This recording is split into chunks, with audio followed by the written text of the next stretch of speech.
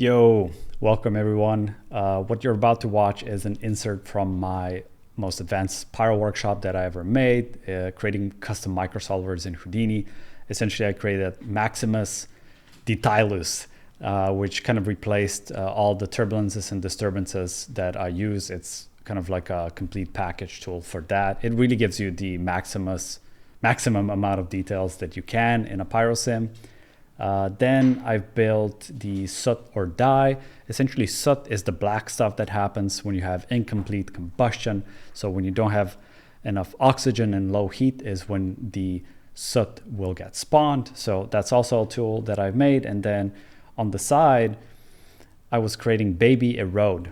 So Baby Erode, nothing fancy, but it really helps when it comes to eroding density. So eroding hot density or cold density. So if the density is hot, that's where you have a lot of fire, right? And we all know that when you're rendering fire and if you have dense smoke, the fire is not going to be visible. So the fire is going to look like ass. So essentially what you have to do is you have to reduce the opacity of the dense areas in the smoke so you can actually then see the fire coming through. So Baby Erode essentially does that in the sim, so you can create nice pockets of space for your fire. So it's gonna just blend really nicely together. You can watch all of that. You can learn how to do it in the creating custom microsolvers in Houdini workshop. I really think we need to rename that workshop because it's I don't know what yet, but I think we should rename it. But this, what you're gonna watch, is an insert from one of the parts from the workshop where I just demo some of the tools. All right, enjoy. Sweet. So let's take a look at this explosion. So the explosions, this is this exact cache, this guy. And I thought this was looking pretty good. I was quite happy with it in general. It's a very simple explosion, but a lot of times you really just need, this is your core, thinking from first principles. This is a simple explosion, right? So you create a preset for yourself so that you can now use, that this looks good. So each time that you go and make a new explosion, you can start from this preset. And if you deviate too much, so it happens a lot doing visual effects or any art that the more stuff you start adding, the worse it starts looking. So you can start making worse and worse results. So if that starts happening, you can go back to your base truth, which is this preset, right? Because this looked good. And if you start adding things and they start looking worse, you can start reducing, come back to this, and then try again. And that's all it is. It's trial and error. You have to go through a lot of different iterations to learn or to make something look good. And I just like creating presets for myself that I know work, and I go from there. So that's this exact cache that I was just showing you. I think, let's see, it was like this, I think.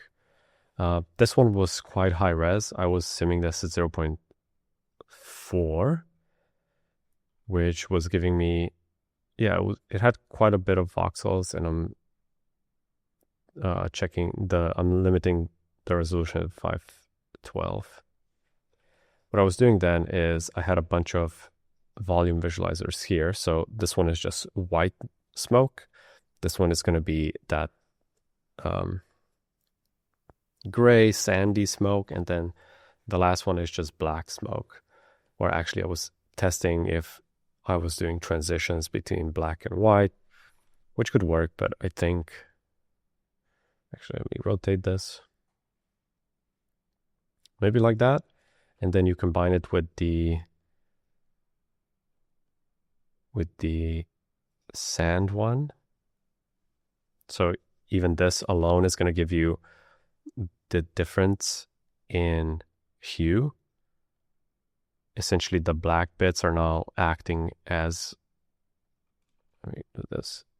So the black soot is now acting almost like it's darkening the colors, right? So it's changing its saturation and its luma values. And that is only happening in some areas, which is great. So that already, looking at from a distance, is giving us a more deep color. So that's how you would get a deeper hue. And you can see from here to here, there is a difference. So this alone, what I'm trying to say is, this is great in terms of adding richness to your explosions and realism. This is something that is constantly missing from explosions. It's literally this type of mix. And then you also can add the scatter on top. And the scatter on its own is going to add even more richness here, because it does have density, and that density is set to a very dark color.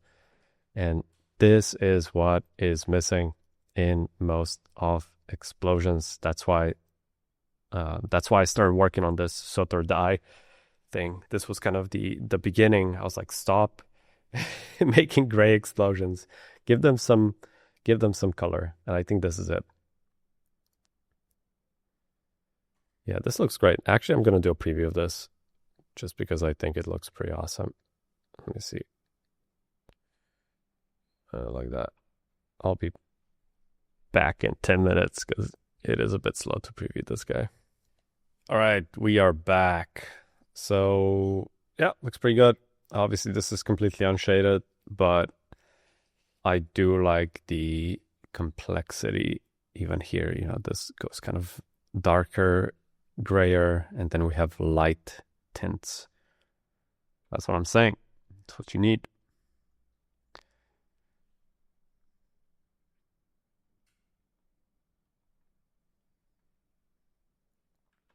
That's the key. Let me try to save this out. All right, cool. So that's that. So that's how I would kind of then check all of my hues and combine them together. And then once you're rendering, you can do the same thing and kind of just, split each of them into its own strand like that and start combining them. It's like very simple. Explosion. Okay, simple ground explosion. This is literally where is it? I never use these, but some of them are quite okay. I think it was just one of the, maybe a fireball preset, I'm not sure. One of the explosions, the shelf tools. So I just used this and then I started modifying it. Very simple. That's it. Oh, I think I did add one emitter. So one emitter here, and then the second one I retimed and I just squished it like that. And that gave me like a tup, tup, tup, tup. So that was it. And they're like super fast. So that's all you need. And then you rasterize it, and that was it. Then you go inside the Pyro solver. So the Pyro solver, by default, you're going to get this. So most of the things you can do here, but I don't feel comfortable doing things inside of here. So I always unlock it.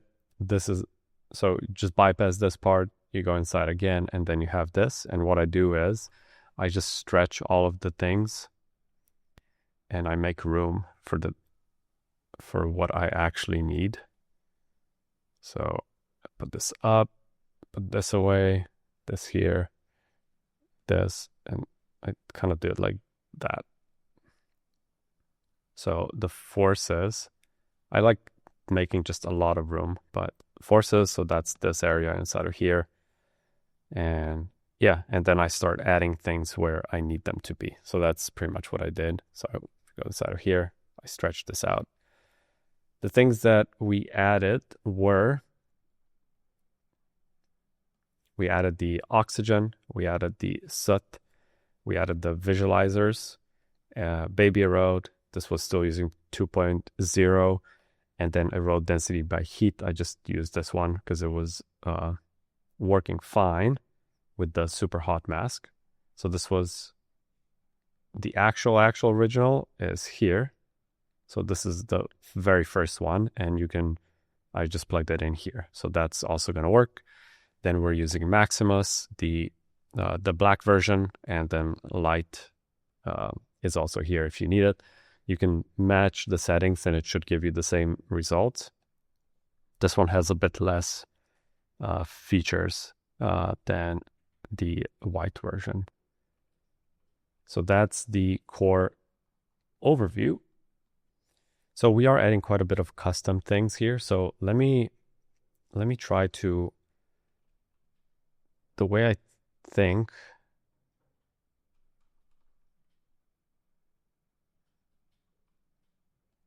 I'm just going to disable everything and we're going to start enabling everything bit by bit. So hopefully that's going to make things visually more clear what we're doing.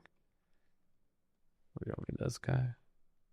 So now in theory, everything is set to default, right? We're not doing anything. And I'm also gonna make this a bit faster. So let me multiply this up. So yeah, 6 should give us something. And I kind of want to see the temperature as well.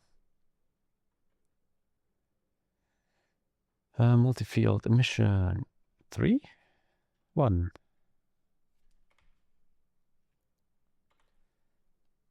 Defaults. Great.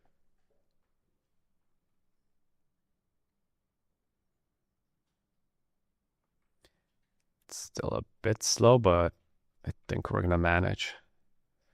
Okay. So these are the defaults. Nothing currently is plugged in. This is just how the vanilla would look like. Then the first thing you want to do is put in Maximus, right? We checked out all the settings for Maximus. This is the same thing, but the black version. It's doing pretty much the same things, but with a bit of kind of the UI is a bit different. So you can use the speed frequency multiplier and it's gonna speed up the, if you remember, we were looking at these guys. So change the speed in certain areas. So you can use that. What I did differently with this current black version was I also added a string. So you can completely disable this, or you can enable it and just say use 50% of it. Again, like when you are creating these custom microsolvers and tools, like the versions do change quite a bit. Like for me, like from one day to another, I would add or remove a setting like this. So this was working fine, but I did not reintroduce it later in the light version.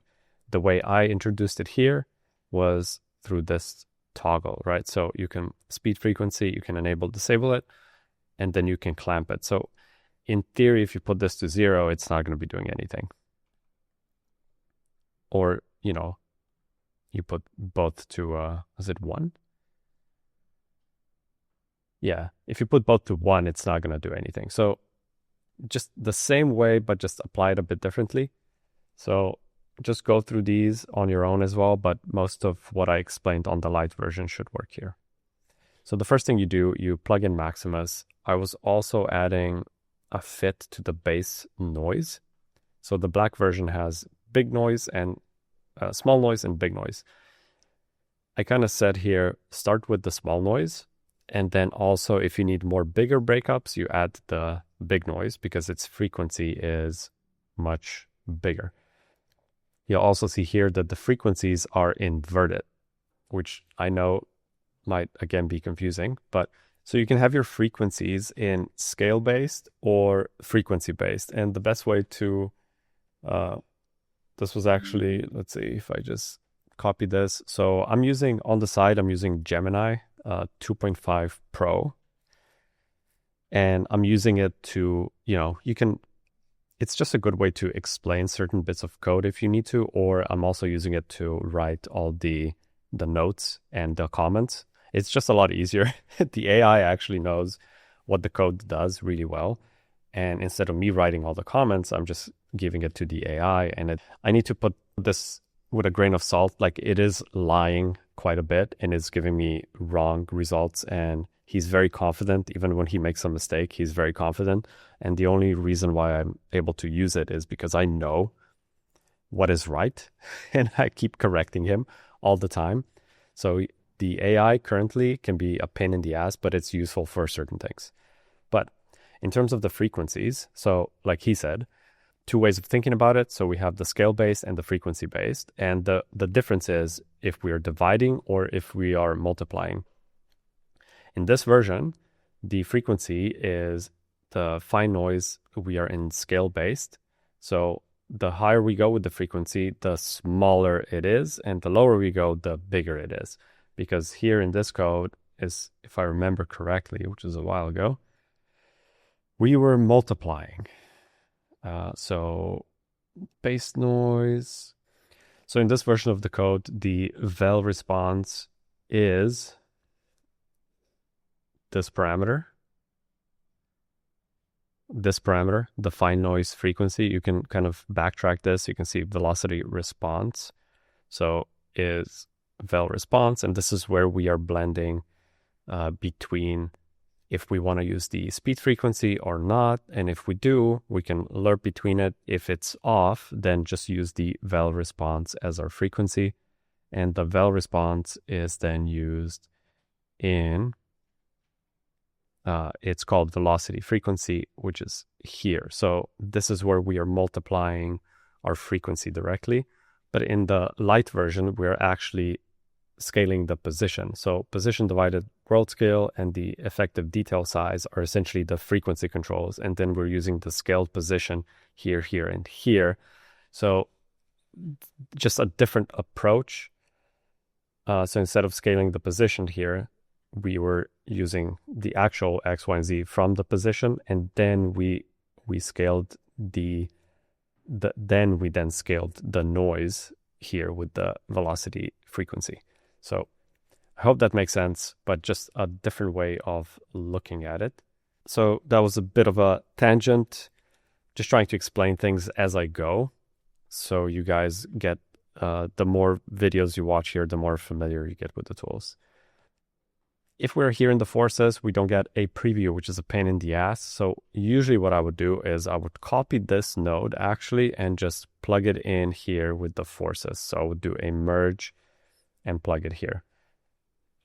That's my preferred way of doing it. So I would actually not do it here. There's another reason. If you use the adaptive voxel frequency, right now we're using the fixed size. If you disable this, this is not then fetching the actual smog object, which means that the inputs are not going to be working as well. If you use the fixed size, it's all going to be good. But if you do it here, you can then disable this, and then we would need to rename this to Pyro. So now we are dynamically fetching in the resolution. Not going to do it just because I know that 0.03 actually works fine for this specific explosion. But if you want to use it dynamically, that's what you need to do.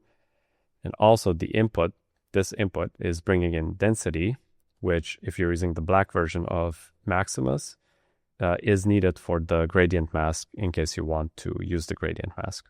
Keep that in mind as well. Okay, so our Maximus should be correctly hooked up. And one of the tricks that I was doing here was this pressure mask, which is quite important. And let us actually bring in our visualizer from before, which was here. And I'm just going to bring in our velocity noise visualizer. I'm going to plug it with our visualizers. Actually, no, I'm just going to disable it and plug it here for now. Let's see. So velocity noise visualizer, were we outputting this here? We were not.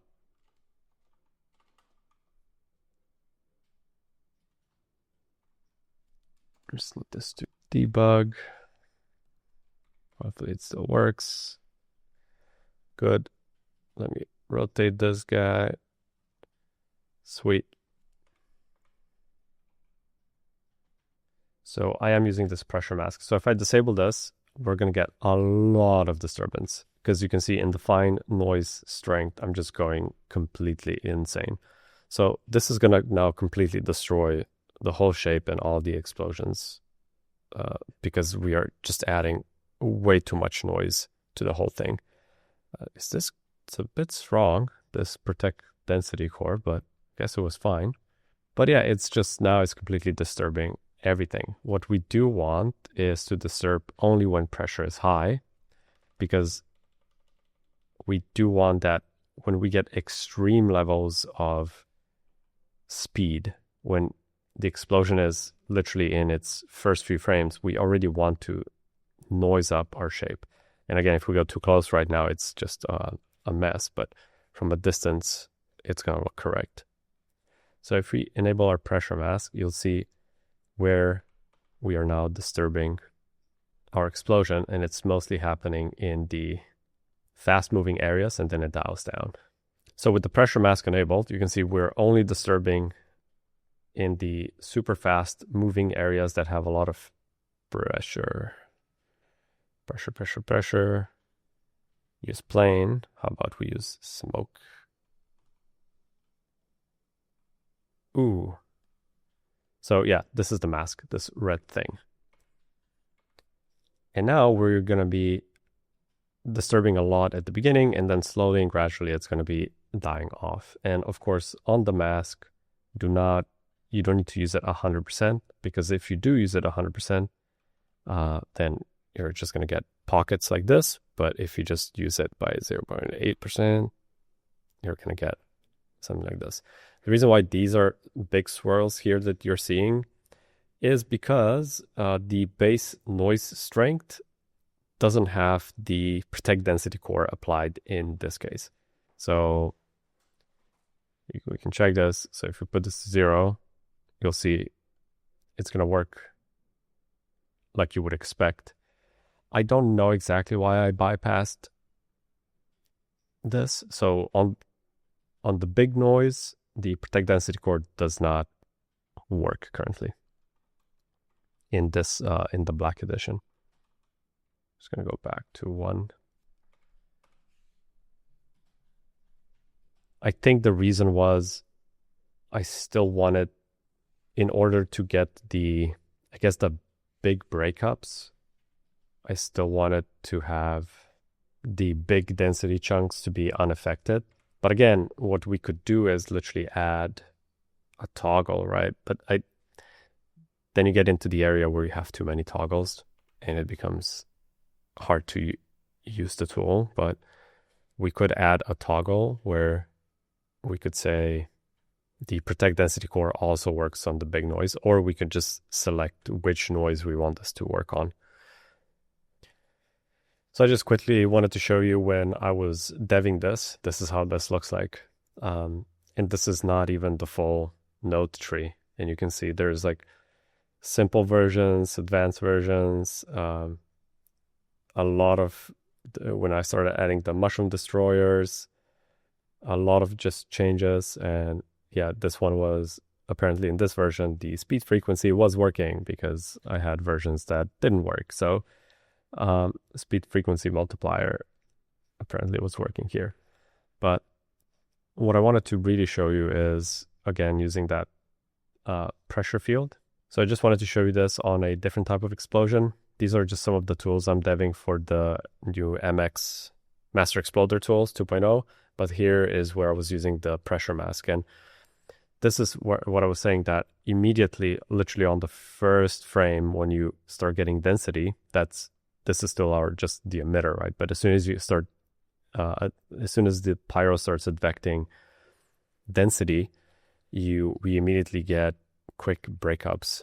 And I don't exactly remember how this one turned out,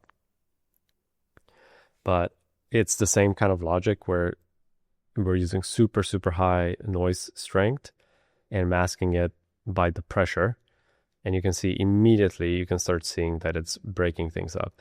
I'm still not the biggest fan of these guys. They're like a bit mushroomy. But I think what I liked about this specific explosion was how fast it was, like how its kinetic energy. But it is a bit slow to simulate. Okay, so I simulated a few frames. I had to change the resolution a bit. It was going too slow, but this looks pretty good.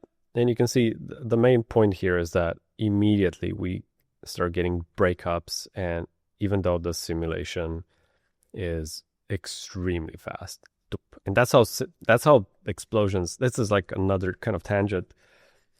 You need your emitters to be extremely, extremely fast. Look at this. It's like, now keep in mind, it's like another tangent. Today's full of tangents. You can only retime your main emitter. So this thing you can see has, we're using the MX tools. And then here it stops. I think the MX dies at 6. If you are also doing trails, if you're doing trails that go like this and are longer, so keep in mind, this is just the base. This is the base explosion. But if you also have trails that are flying, and these guys, like these trails that are going longer, you cannot retime that, because then you're going to be, your trails are going to fly up to here and then stop and then slowly continue. You cannot do that. You can only retime your base emitter that is the biggest chunk of your density. All the trails, everything else, all the other nice secondaries cannot be retimed like this, because it's going to look unnatural. So keep in mind. Keep that in mind. But this looks pretty damn good. Okay, I'll save this. Save this guy. Yeah, just a quick tangent to kind of show you how this works on a very, very fast explosion. And also, in a way, this is kind of impressive.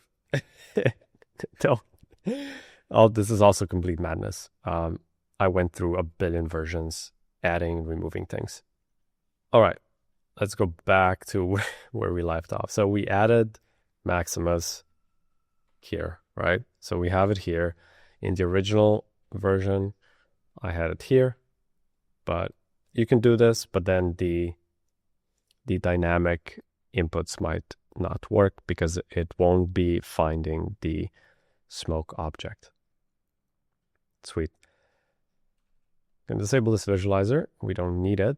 The next thing I'm going to plug in is Soot or dye. So this is going to give us obviously our Soot. For that, like I showed you before, we need our oxygen as well. So we're oxygen. We're also emitting. So if we go to our, where's this guy? This. So we are also adding in oxygen here. Well, in this case, because I used the SOP version, we are using the fields sourcing. So here, adding oxygen here. So creating oxygen. Remember, you need to advect them. Advect and resize them. For the advection, I'm using BFCC instead of, I think it's McCormack. It's just going to give you a different noise pattern. I'm not exactly sure. I wouldn't say that one is better than the other, to be honest, but I like changing things. So we have that, and then we need our visualizers. So we're going to plug them here so we can now see our Soot as well. So let's check it out.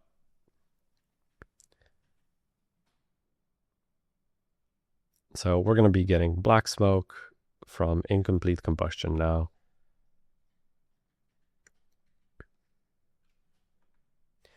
We're going to be taking a look into Soot on a different example with the flamethrower just in a second. But you kind of know, if you go through this and check the hints, you'll be able to see how everything works. But for now, these videos are still focused on Maximus. But just by plugging this in, you can immediately see you get black smoke here. It all looks pretty cool. And it's just going to give you very nice details. So we have Maximus, we have Sooth here. We need our Baby Erode. So, like I was explaining, the first erode was this erode density by heat. So I'm still using this one. So I'm just going to plug this here to our into our sourcing. So now this is going to be eroding.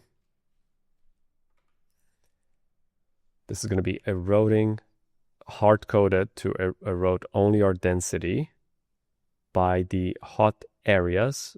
So we're using erosion 0. So we're hot areas and just the tips.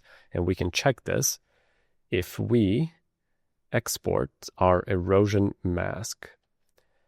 And we are erosion mask. It's this green guy. And through this erosion mask, we're going to be able to see what are we actually eroding.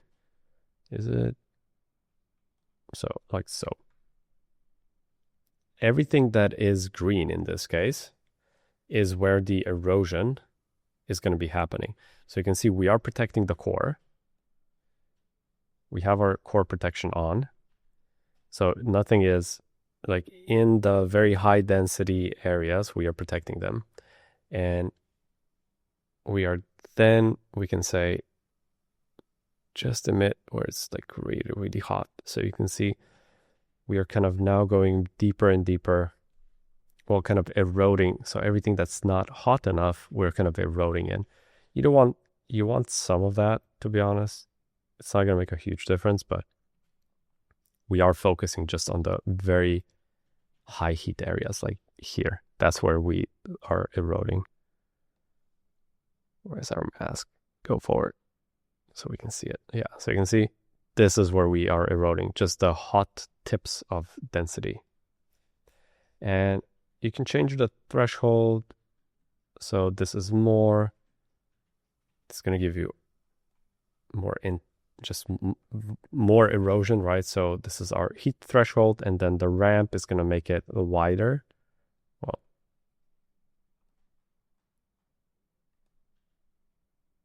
so if you go down, it's going to make it wider, and if you go up, it's going to make it more sharp.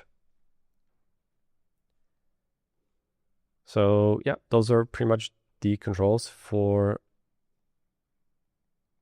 this erode. And what is that going to do?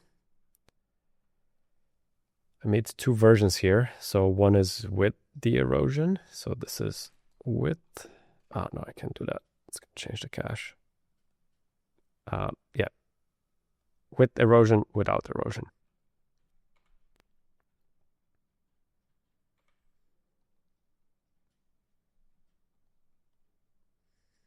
So with erosion,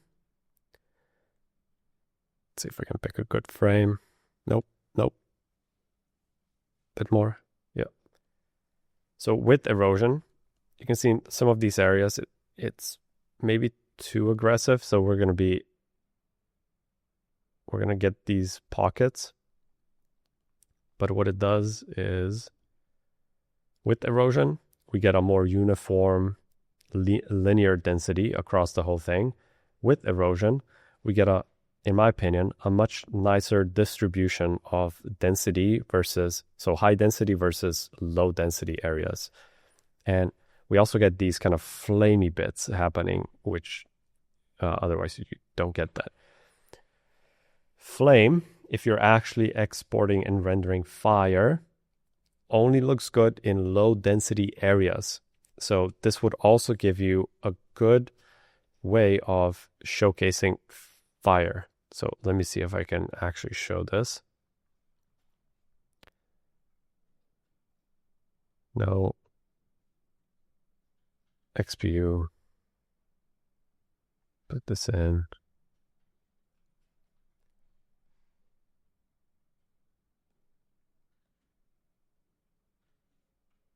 Density, put this to 1. Scatter, put this to 0. Fire, 1. Something is not right here. 2, yes, I was in the wrong. So scatter, we don't need you. Density, put this to 1. Fire is extremely bright. Let's go a bit lower. There we go. Okay, let's go up.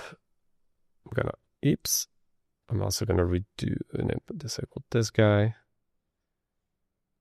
So the density reduction, this is kind of the logic behind density reduction, but this is doing it in the shader. With the Baby Erode, we're doing it at sim time.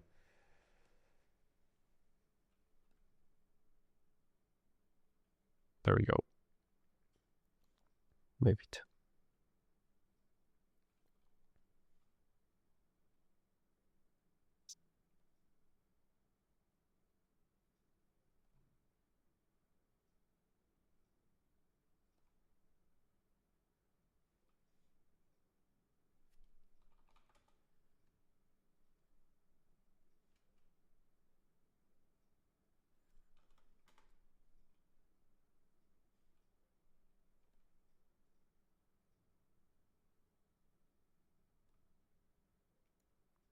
Sweet. All right, flames. And this really is the key. Flames will only look good in low density areas, like I said. So what we're doing with the Baby Erode is essentially giving the flames their spotlight. So as we are eroding density, the flames are actually going to start looking correct. And then in these areas, we still have high density, so flames are not going to look good here, but they will look good in low density areas like here. And this is using all of this. Obviously, we're super low res. That's why I'm trying to zoom out a bit. It's only going to look good here. Actually, it has to be even lower for the flames to properly look good. So here. And this is kind of like how you get that nice mix with flamethrowers, where you have low density flames and then they transition into high density, and then you start using scatter. So we can still enable scatter here. And it's way too much. What is this? Wide. Let's go back to 3.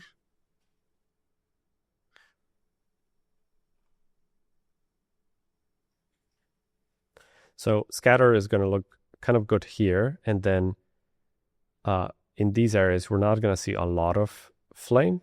Flame will only start appearing kind of in these areas. And by the time we see it, hopefully the density is low enough so we can actually, we give fire a chance to look good. So just again, to reiterate, fire does not look good in high density areas. It only looks good in low density areas. That's why we have this enabled density reduction.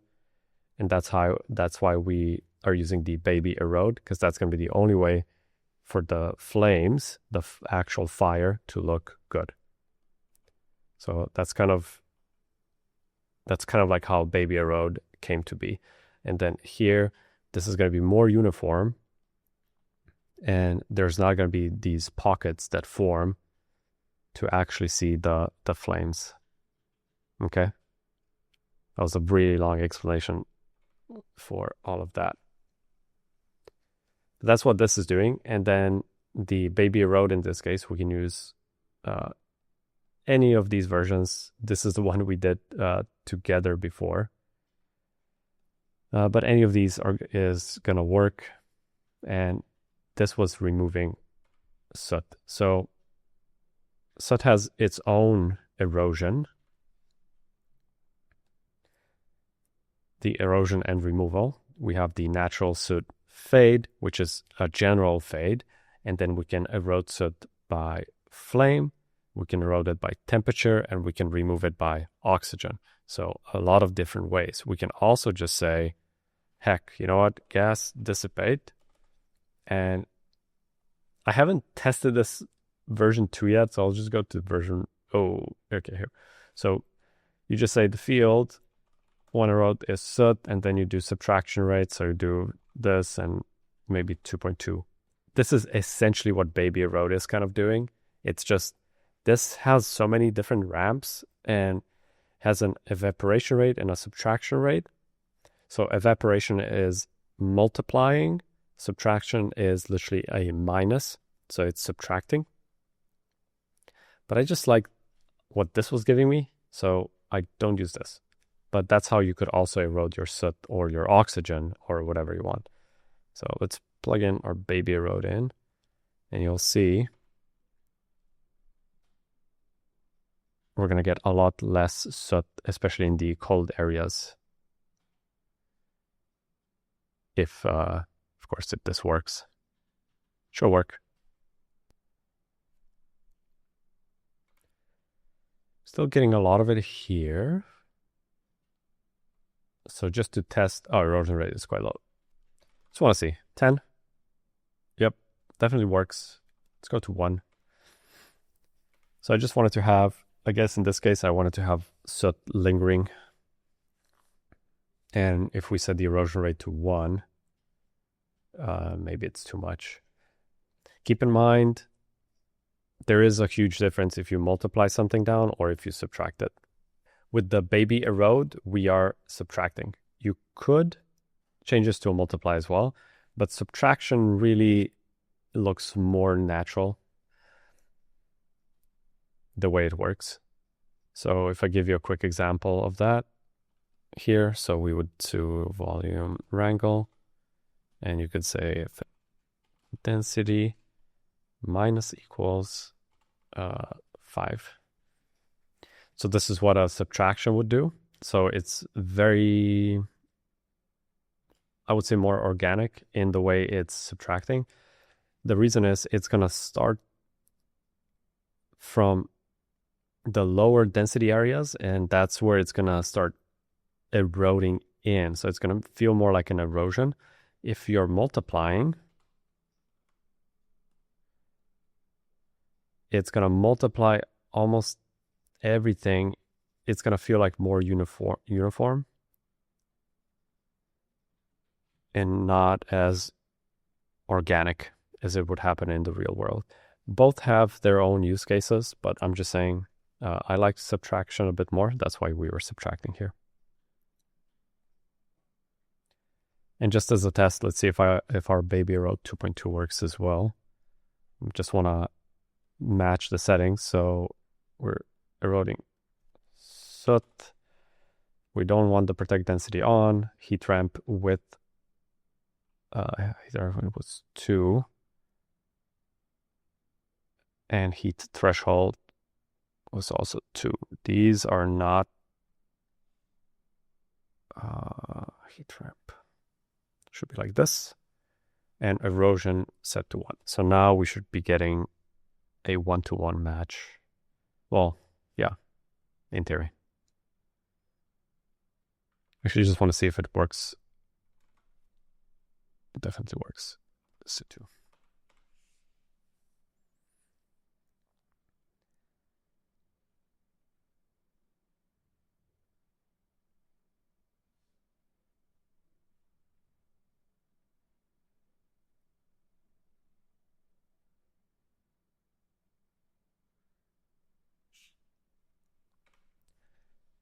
Yeah, feels like that works.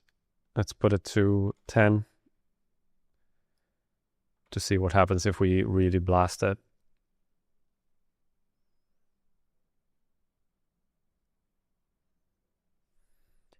You see it's going to start disappearing here. It's going to be a bit too aggressive now, in my opinion, but this would give us just that really subtle licks of black soot. So honestly, this works pretty well. It would work pretty well for this type of explosion. So the other thing we can test is the erode by heat. So the goal is to just use Baby Erode everywhere. This was just kind of a work in progress version. So this would be still to erode density. So density and we had erosion rate 20, heat threshold 0.5 and 2. Yeah, so immediately I'm like, yep, these two need to be inverted, and I'll do it here as well. Apply. 0.2 ramp is the same, and we do have protect core on, and it's set to 3 and 10.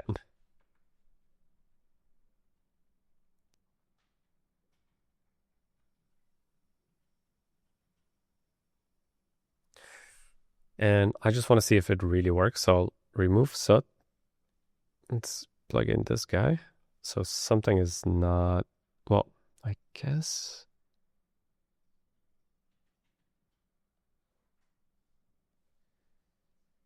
We are not, we need this, we need the erosion mask. So our visualizer is, the green visualizer is not working here because I only added it here. So what we need to add now is a few things. So we need the erosion mask to be here.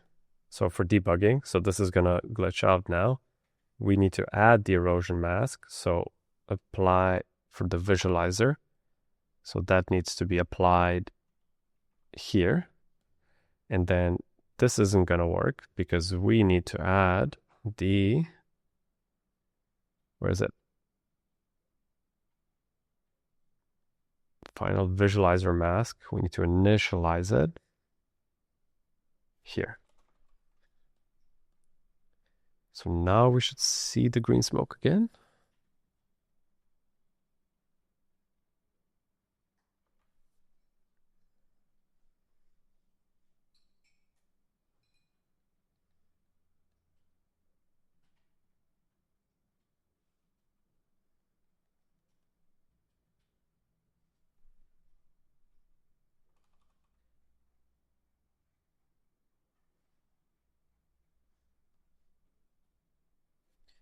We also need to add the erosion mask to our final erosion mask.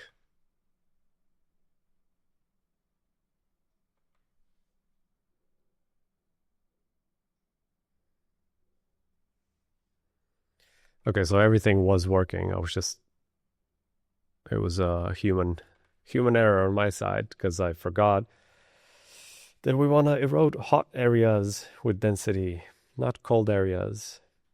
So that's why the visualizer was inverted, and I was like, what is happening? I was sure that this works. But yeah, after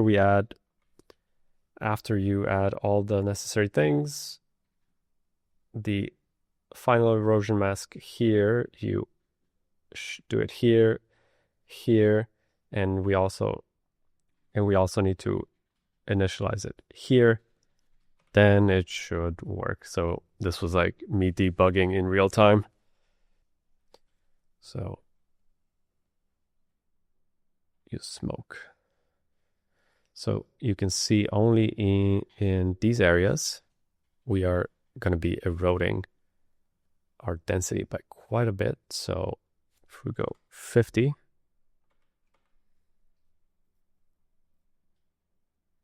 then the erosion is going to be way more apparent.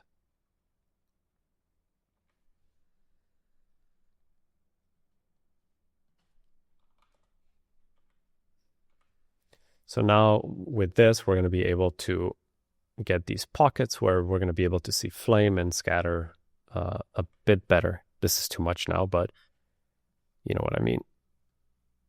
So this was set to 10, or was it set to 20, right? I think maybe 15 might be okay.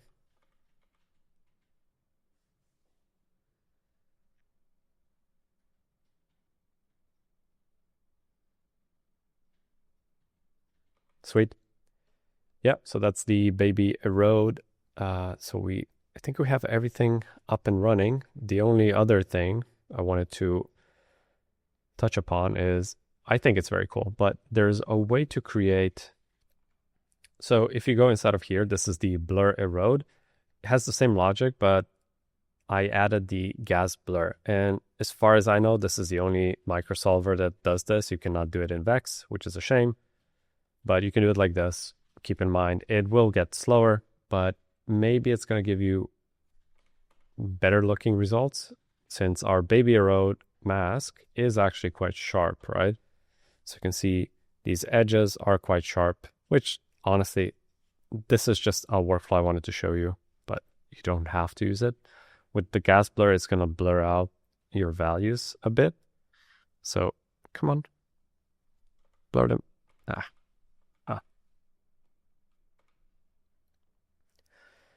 The gas blur is going to blur your erosion mask by a bit. So in case if maybe it wasn't reaching enough outside of density, this is how you would kind of expand that mask a tiny bit and make it a bit more smooth. What you have to do is you have to split the Baby Erode into two parts. So this is our mask to blur. We first create the mask to blur. So this is half of the Baby Erode.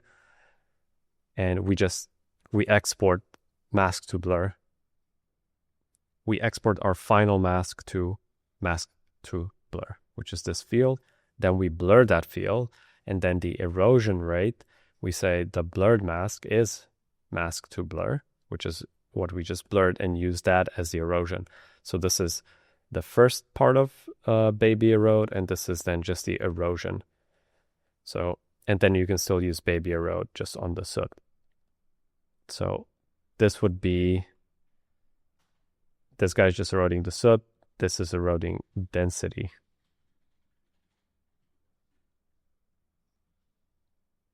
So this is now hard-coded to just erode density. This is another way of doing it. And this is now just implementing the blur in between. And then the third thing I wanted to show you, and I think this is really cool. I'm not exactly sure how useful it is yet, but I thought it was really cool when I kind of figured it out. And it's essentially, we are creating a new velocity field with its own mind, and applying that velocity to our masks to blur, to our green smoke. So let me see if I can really push this so we can really see it in action.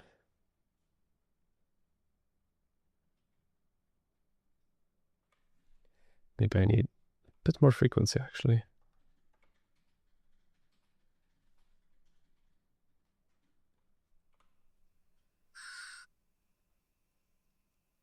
There we go. Yeah, I think now we are pushing this too much.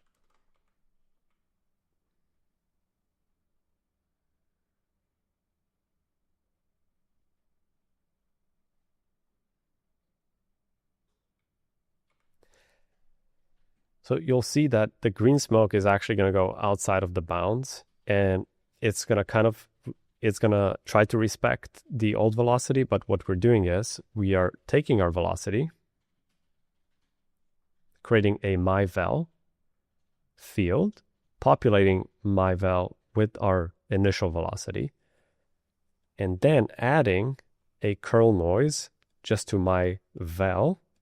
So essentially creating a new velocity field with unapplied curl noise, and then we are advecting our mask to blur, so the green smoke that we're using in the erosion, with the new velocity that has this curl noise applied, effectively giving us a new velocity field that acts different to the original velocity, and that will create so that will essentially give to our green smoke more like a mind on its own, and it's going to be able to go outside and surpass our density. Where if we don't do this, our green smoke is going to really essentially follow our density, and it's never going to go outside of it. It's never really going to, actually we need to, what was that?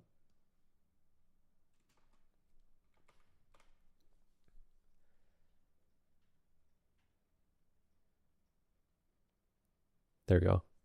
So you can see it's following with our density, right? Because it's using the same velocity to advect it. And honestly, I think this is the way to use it.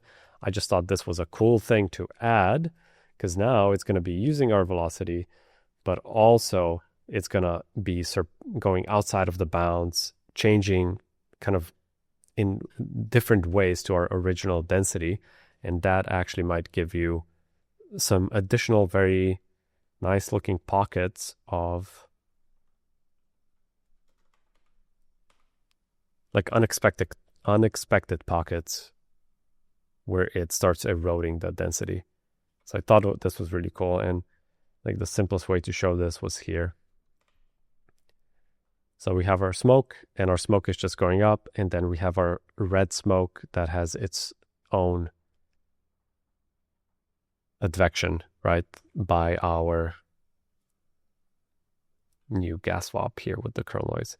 So I just thought this was fun. I haven't tested this out, but I'm going to leave it here for you guys to kind of try it. Yeah, so I think that's it for the when it comes to applying Maximus and Baby Erode to the explosion. Obviously, you have the zip file, so hopefully you were following along and testing this with me.